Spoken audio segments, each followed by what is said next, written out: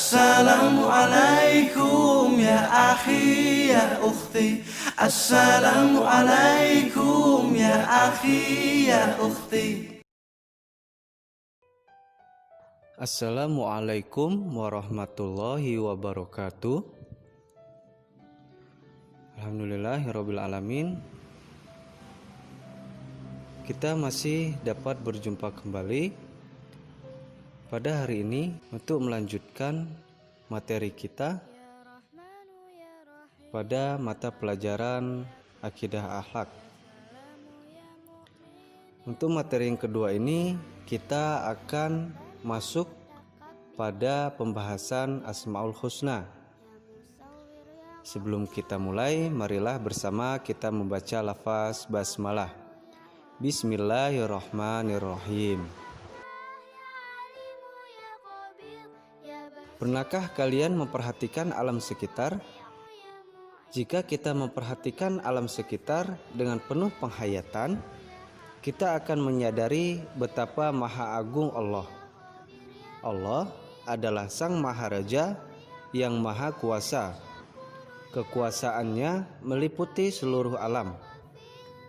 Melihat pemandangan laut, terjalnya bukit, tingginya gunung, dan luasnya langit, seharusnya dapat menjadikan kita lebih mengenal kebesaran Allah dan mengimani sifat-sifat yang dimiliki Allah Subhanahu wa Ta'ala yang terkumpul di dalam Asmaul Husna, dan akan menjadikan kita sebagai manusia yang beriman dan tawadu. Asmaul Husna yang akan kita pelajari yang pertama adalah Al-Malik. Kata Al-Malik diartikan sebagai raja atau penguasa. Sementara secara istilah Al-Malik mengandung arti penguasaan terhadap sesuatu disebabkan oleh kekuatan pengendalian dan kesahihannya. Berdasarkan pengertian tersebut, Allah mempunyai kekuasaan yang meliputi alam semesta dan mencakup seluruh pengetahuan yang ada. Kekuasaan Allah sebagai yang maha merajai adalah kekal, tidak dibatasi oleh wilayah dan juga waktu. Karena Allah mempunyai sifat Al-Malik, Allah juga menguasai dunia dan akhirat. Tidak ada satu makhluk pun yang berkuasa atas dirinya, dan tidak ada yang dapat menandingi dirinya. Lalu, bagaimana cara untuk meneladani sifat Al-Malik? Cara untuk meneladani sifat Al-Malik yang pertama adalah jangan sombong dengan harta kekayaan dan kedudukan yang kita miliki, karena semua itu hanyalah titipan Allah Subhanahu wa Ta'ala. Yang kedua, mengendalikan keinginan dan nafsu untuk hal-hal yang kurang bermanfaat. Contohnya adalah kita ingin membeli suatu barang, akan tetapi kita tidak tahu bagaimana cara menggunakan barang itu. Lalu yang ketiga, selalu bersyukur dengan rezeki yang dilimpahkan oleh Allah Subhanahu wa Ta'ala.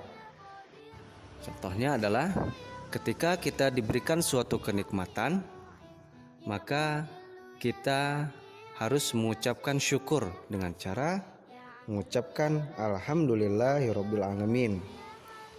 Lalu yang keempat, selalu berdoa hanya kepada Allah untuk meminta pertolongannya, dan janganlah berdoa dan meminta selain kepada Allah.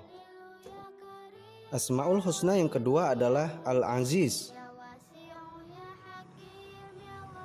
Al-Aziz artinya yang maha perkasa. Allah maha perkasa atas segala makhluknya. Segala yang dikehendaki Allah Subhanahu wa Ta'ala pasti terlaksana. Tak satupun makhluk yang dapat menghalanginya.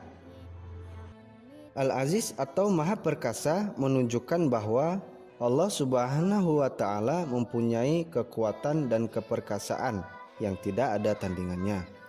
Sebagai zat yang Maha Perkasa, keperkasaan Allah Subhanahu wa Ta'ala tidak pernah berkurang dan abadi.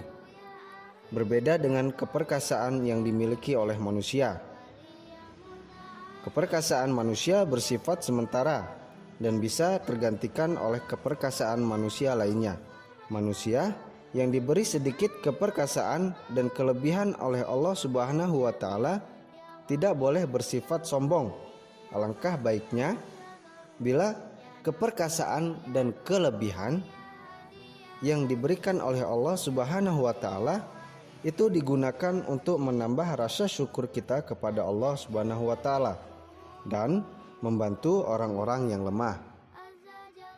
Bagaimana cara kita untuk meneladani sifat Al-Aziz? Cara untuk meneladani sifat Al-Aziz yang pertama adalah memiliki sikap tegar dalam menghadapi segala masalah. Yang kedua, gigih dalam menuntut ilmu, menjalankan perintahnya, menjauhi larangannya, dan menghadapi musibah yang datang. Yang ketiga, berbesar hati dan pantang menyerah dalam menghadapi ujian yang diberikan Allah Subhanahu wa taala. Lalu Asmaul Husna yang ketiga adalah Al-Quddus. Al-Quddus memiliki arti sifat yang maha suci yang dimiliki Allah secara mutlak. Sifat Al-Quddus ini menunjukkan bahwa Allah bersih dari segala kekurangan dan juga segala kesalahan. Allah Subhanahu wa taala jauh dari sifat-sifat buruk karena Dia bersifat yang maha suci. Kita sebagai hambanya harus bisa menyucikan dan membersihkan diri, terutama dari najis. Kita harus menyucikan diri dan hati kita saat beribadah kepadanya. Menyucikan diri tidak hanya jasmani saja, tetapi hati dan pikiran kita juga harus bersih dan suci.